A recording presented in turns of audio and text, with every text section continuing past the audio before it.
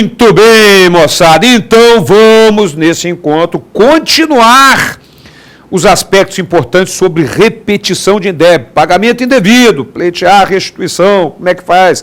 Nós já vimos os artigos 165, 168 e 169. Agora vamos falar sobre os artigos 166 e 167, ambos relativos a essa questão da repetição de indébito, processo de restituição do valor pago indevidamente. Vamos lá. Artigo 166 do CTN. Pagamento indevido de tributos indiretos. Artigo 166. A restituição de tributos que comportem por sua natureza transferência do respectivo encargo financeiro somente será feita a quem prove haver assumido o referido encargo ou, no caso de tê-lo transferido a terceiro, estar por este expressamente autorizado a recebê-la. Cuidado, minha gente, os tributos indiretos são aqueles nos quais há indiretos, o S ficou fora do lado do balão também, né? São tributos indiretos, ou seja, aqueles nos quais há uma transferência do encargo financeiro para o consumidor. Há uma transferência do encargo financeiro para o consumidor. Voltando para mim, por favor. Então, que situação é essa? É o caso do ICMS, do IPI, em que há o contribuinte de iuris, contribuinte legal, né, contribuinte de direito, que faz o recolhimento, e o contribuinte de fato, para quem é transferido o imposto, quem de fato paga o imposto. Então, vamos ver num gráfico essa questão do artigo 166, que fica muito fácil de ser entendido. Vamos lá. Vamos imaginar que numa indústria o IPI devido era de R$100, mas foram pagos indevidamente, foram pagos R$180. E aí? Vamos lá. Qual é a primeira hipótese? Na nota fiscal foi colocado lá, produto 1.000, IPI 100, total 1.100. E o contador, o responsável pelo pagamento lá na empresa, recolheu indevidamente, recolheu R$80 a mais. Observem que, neste caso, o consumidor que está lá, esse consumidor não foi repassado a ele, ao cliente, ao consumidor, os R$80 pagos indevidamente.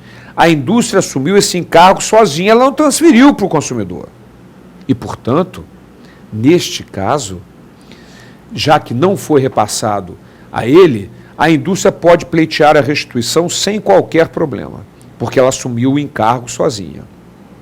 Se, no entanto, tiver ocorrido esta situação em que a indústria colocou na nota R$1.000, IPI 180, total 1.180, observe que, neste caso, a indústria, além de recolher os R$80 a mais, ela transferiu para o consumidor, para o seu cliente, os R$80 recolhidos indevidamente. E, nesse caso, o cliente tem que autorizar a indústria a receber. Autorizo a indústria tal a receber o valor recolhido indevidamente, ICMS, bababá, babá. Ok? Ele tem que autorizar a indústria a receber. Ô, Bob, a indústria vai devolver para ele? Não sei se é problema dele com a indústria. É problema dele com a indústria. Certo? É problema... Então, voltando à imagem para mim, apenas o poder público quer uma autorização de quem de fato pagou, mas não pode pleitear a restituição porque não faz parte da relação obrigacional tributária. É contribuinte de fato. Então, ele terá que dar autorização para o contribuinte de direito, de iuris, contribuinte receber esse valor de volta. Agora, se ele vai passar ou não para o seu cliente que autorizou, isso é problema entre os dois. Legal? Então, é isso que determina o artigo 166. No caso dos tributos que há essa transferência do encargo financeiro para terceiros, para o consumidor, por exemplo, só será feita a restituição no caso da indústria provar que assumiu o encargo sozinho, como é o caso do exemplo que nós vimos, que ela não cobrou, ela se enganou internamente, mas não cobrou do consumidor, ou no caso de ter transferido para o consumidor, tem que estar expressamente autorizado a recebê-lo. Autorizo a indústria tal a receber R$80 relativos à nota fiscal número tal, recolhidos indevidamente, etc, etc. Ok? É assim que funciona essa questão do artigo 166 do CTN. E agora, nós vamos para o artigo 167, para fecharmos aí sim definitivamente essa questão de repetição de indébito e, principalmente, a primeira hipótese de extinção do crédito, que é o pagamento que nós estamos estudando até agora. Então, vamos para o artigo 67. Antes de olharmos o artigo 67, eu quero lembrar a vocês que nós vimos já numa decisão jurisprudencial que o STJ considera que a atualização monetária do valor a ser restituído, ela ocorre desde a época do pagamento indevido até a data da restituição. A atualização monetária. Muito bem. Por que eu estou chamando a atenção para isso? Vamos para o artigo 167 do CTN.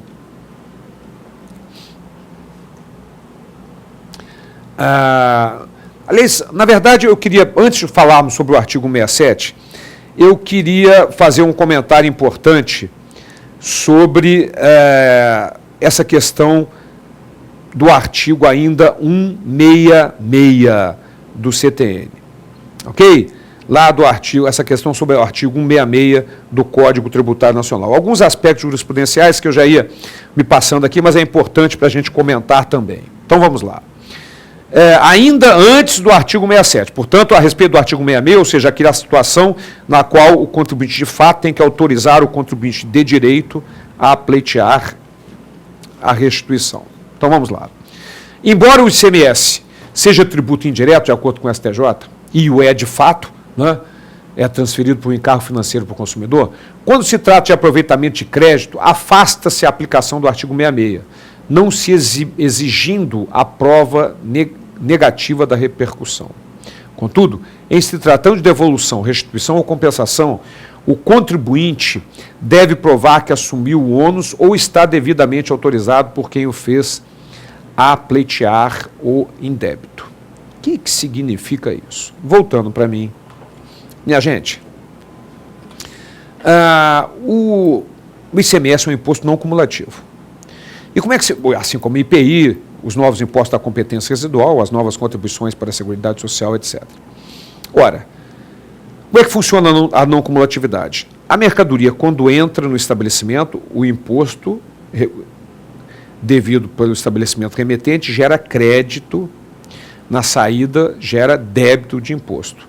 E aí é feito esse confronto débito-crédito para se calcular o que a empresa vai recolher naquele mês. Todas as mercadorias que entraram geraram crédito, as que saíram geraram débito, se faz o confronto débito-crédito. O que o STJ coloca aqui é que este confronto débito-crédito, ele não está pleiteando a restituição, na verdade, ele está fazendo a compensação porque o imposto é não cumulativo.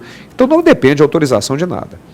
Agora, se ele pagar a mais e pleitear a restituição, aplica-se sim o artigo 66. Ele só vai poder fazer se ele assumir o encargo sozinho, se não cobrou do consumidor, ou se cobrou, tem que estar por ele expressamente autorizado a receber. Certo? Mas vamos adiante. Súmula 546 do Supremo Tribunal Federal. Cabe a restituição do tributo pago indevidamente quando reconhecido por decisão que o contribuinte de iure, ou seja, contribuinte previsto na lei legal, não recuperou do contribuinte de fato o quantum respectivo. É exatamente o que está lá no artigo 66 do CTN. Se ele, contribuinte de direito, não recuperou do contribuinte de fato o valor pago indevidamente, ou seja, ele não transferiu para o contribuinte de fato, ele vai poder pleitear a restituição sem qualquer problema, independente de estar ou não autorizado para isso. Legal? Muito bem. Então, agora vamos, outro aspecto antes de olharmos o artigo 67, ainda com relação ao STJ, a egrégia primeira sessão dessa corte, do STJ, firmou o entendimento, no sentido de que os tributos que, por sua natureza, comportem transferência do respectivo encargo financeiro, são somente aqueles em relação aos quais a própria lei estabeleça dita transferência. Ora, voltando para mim, minha gente, mas é lógico, o que ele quer dizer, o nosso ministro Luiz Fux quis dizer com relação a isso? Vamos imaginar que eu sou contribuinte do IPTU porque eu tenho um imóvel. Aluguei para o meu inquilino e no contrato particular de aluguel, o meu inquilino assumiu o compromisso de pagar o IPTU. Essa é uma transferência que eu estou fazendo, mas é uma transferência em função de uma convenção particular e não em função da lei, como é o caso do ICMS, como é o caso do IPI, em que o contribuinte de direito ele tem a possibilidade legal de cobrar do consumidor na própria nota fiscal. Então, este é um aspecto importante nessa questão do artigo 166 do Código Tributário Nacional. Agora sim, visto esse aspecto jurisprudencial, vamos ao artigo 67. Aí sim, para terminarmos definitivamente a questão da repetição e essa primeira hipótese de extinção, que é o pagamento. Vou relembrar de novo aqui que nós já vimos numa decisão, numa jurisprudência do STJ, que a atualização monetária será feita nos processos de repetição desde a data do pagamento indevido, atualizado monetariamente, restituído, atualizado monetariamente. Mas com relação aos juros de mora, não é assim que a banda toca. Há uma diferença com relação à atualização monetária determinada pelo STJ. Então vamos lá. Artigo 167 do CTN. A restituição total ou parcial do tributo dá lugar à restituição na mesma proporção dos juros de mora e das penalidades pecuniárias, salvo as referentes a infrações de caráter formal não prejudicadas pela causa da restituição. Ora, que diabo é isso? Vamos entender na prática o que quer dizer esse artigo 67. Voltando a imagem para mim. Vamos imaginar o seguinte. Eu, como fiscal de um determinado... Eu, como fiscal do Estado do Rio de Janeiro, outro fiscal de outro estado qualquer, passa um caminhão numa blitz que eu estou realizando sem nota fiscal. Dois detalhes. Se está sem nota fiscal, ele está descumprindo uma obrigação tributária principal, que é o pagamento do imposto. E outro, está descumprindo a obrigação tributária acessória, que é a emissão de nota fiscal. Então, ele poderá ser punido pela falta de pagamento de tributo e pela falta do cumprimento de obrigação acessória. Alguns estados determinam que, nesse caso, cobra-se unicamente pela falta de pagamento. Mas vamos desconsiderar essa questão específica de alguns estados. Vamos imaginar que, nesse estado, se cobra as duas penalidades. Uma penalidade moratória pelo não pagamento do tributo e uma penalidade formal pela inobservância de uma obrigação acessória, que é a emissão da nota fiscal. O contribuinte pagou aquilo tudo, imposto, multa formal, multa moratória, e foi embora. Quando ele chegou em casa, ele se lembrou que o fiscal também havia esquecido que aquela mercadoria era isenta. Não havia incidência de imposto em cima daquela mercadoria. Então ele vai pleitear a restituição do imposto, que deixou de ser pago, e da penalidade moratória, que é uma penalidade por não pagar, já que não era devido o tributo, porque era isento. Mas acontece que a isenção não dispensa a emissão de nota fiscal. O produto, embora isento, tinha que ter nota fiscal. Então, esta penalidade resultante de uma infração de caráter formal, que é a não emissão da nota, não foi prejudicada pela causa da restituição. Ele vai ter restituído o imposto porque não era devido, porque era isento, mas a nota fiscal tinha que ter. E, portanto, o artigo 67 determina que essa penalidade não prejudicada pela causa da restituição, essa penalidade formal, não vai ser restituída. E, para nós terminarmos, vamos para o parágrafo do artigo 167, que dá duas pauladas na cabeça do contribuinte. Vamos lá. A restituição vence juros não capitalizáveis. Para o contribuinte é evidente que seria melhor capitalizado, porque é juro sobre juro, mas é não capitalizado, a partir do trânsito em julgado da decisão definitiva que é determinar. E não da data do pagamento indevido. Então, voltando para mim, esse parágrafo único do artigo 67 dá duas pauladas na cabeça do contribuinte. Primeiro, o juro é não capitalizado, e segundo, não são contados da data do pagamento devido, e sim da data da decisão que autorizar a restituição. Cuidado, vou insistir, repetir, para afirmar bem, que, de acordo com o STJ, a atualização monetária é desde a época do pagamento devido. Nós estamos falando no parágrafo único do artigo 67 dos juros de mora. São contados apenas da data da decisão que autorizar a restituição. Certo?